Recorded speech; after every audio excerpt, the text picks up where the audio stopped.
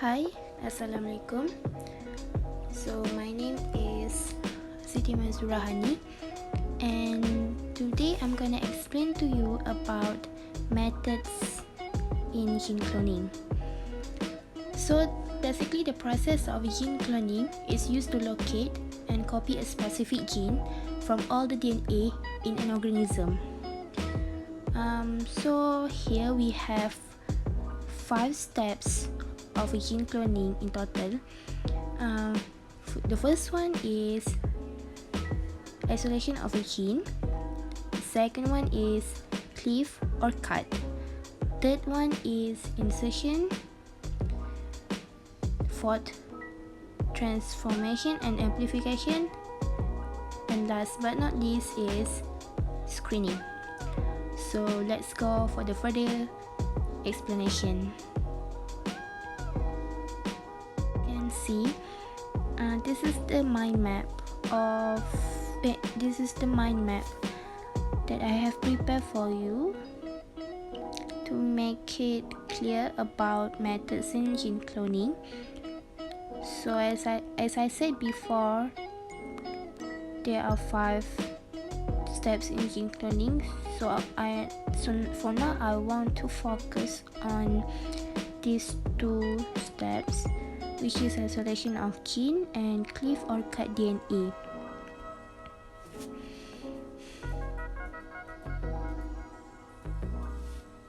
The DNA enzyme is added to cut the extract DNA into gene-sized pieces. Okay, you can see that the extract DNA is in the test tube.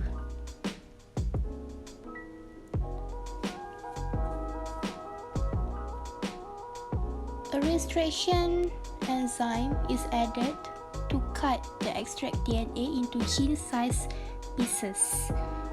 So we have learned before about restriction enzyme. Restriction enzyme are naturally found in certain bacteria that are resistant to bacteriophage infection. I want you to know that these cases are represented or a restriction enzyme. Okay. In another test tube, the second test tube, extract a bacterial plasmids are cut. Extracted bacterial plasmids are cut using the same restriction enzyme. Here. So I think it's done for the first 2 steps, which is isolation of gene and cleave DNA. So let's move forward to insertion.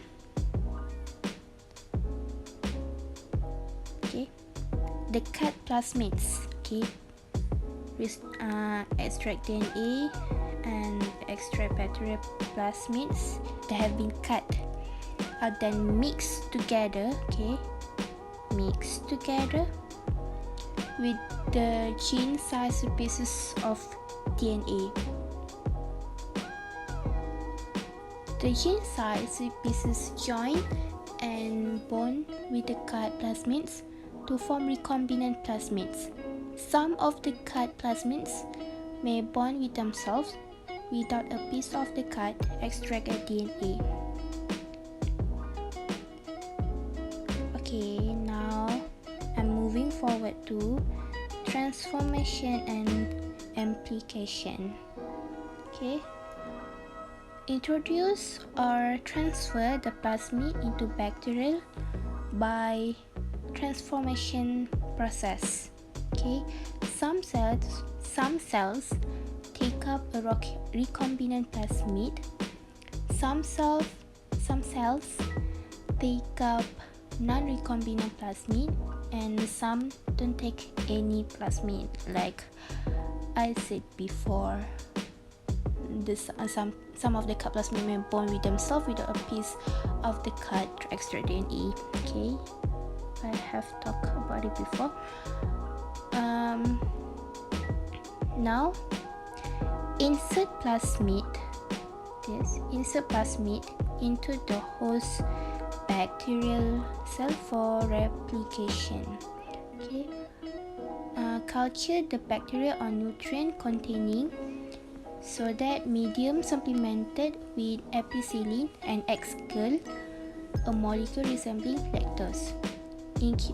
Second, incubate until colonies grow. Lastly, only a cell that took up a plasmid which has MR gene will reproduce and form a colony. So now the next step is screening. Last but not least, screening. Okay. Like as my lecturer said before, screening is a little bit confusing and complicated.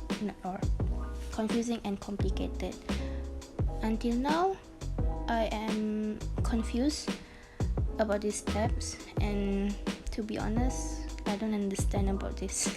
I mean, I understand the methods, but I only don't understand about these steps, which is screening.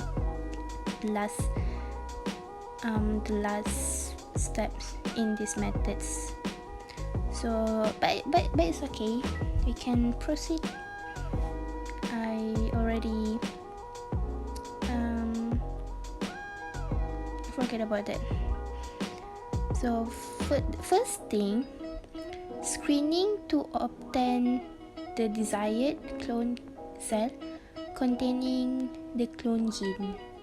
So we can see that I have already drawn 3 types of screening, which is antibiotic screening, second one is blue-white screening, and the third one is nucleic acid probe hybridization. Okay. For the antibiotic screening, okay, this one is clones with a vector antibiotic resistant, which is only bacteria that have the ampicillin resistant plasmid will grow. The second one is clones without a vector antibiotic sensitive, which is a bacteria that do not have the ampicillin resistance, plasmid will not grow. Okay. The second type of a screening is blue-white screening. Okay.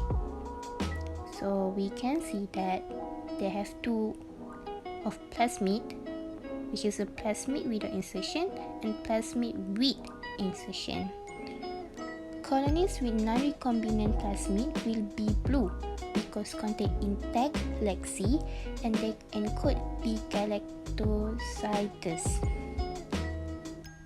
Okay. And switching on expression of foreign gene during cultivation of host bacterial cell. Okay. Colonies with recombinant plasmid in which a lexi is disrupted will be white because they cannot hydrolyze XCal, which is a plasmid with insertion. Okay. If foreign gene is inserted into restriction site, then no colored product is produced. Alright, and the last one is nucleic acid probe hybridization.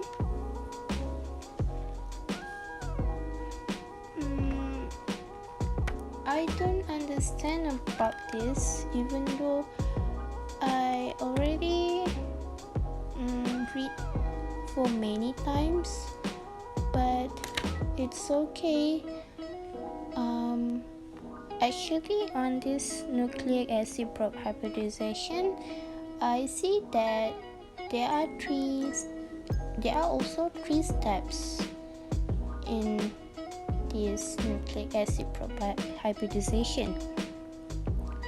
Okay, the first one is plate by plate cells from each well representing, okay, this first one, plate by plate cells from each well representing one clone are transferred to a defined spot on a special nylon membrane. The nylon membrane is treated to break open the cells and denature their DNA. The resulting single-stranded DNA molecules stick to the membrane. Secondly, the membrane is then incubated in a solution of radioactive probe molecules complementary to the gene of interest. Because the DNA immobilized on the membrane is single-stranded, the single-stranded probe can best pair with any complementary DNA on the membrane. Excess DNA is then rinsed off. Thirdly, the membrane is laid under photographic film, allowing any radioactive areas to expose the film. Black spots on the film correspond to the locations on the membrane of DNA that has hybridized to the probe. Each spot can be traced back to the original well containing the bacterial clone that holds the gene of interest. So I think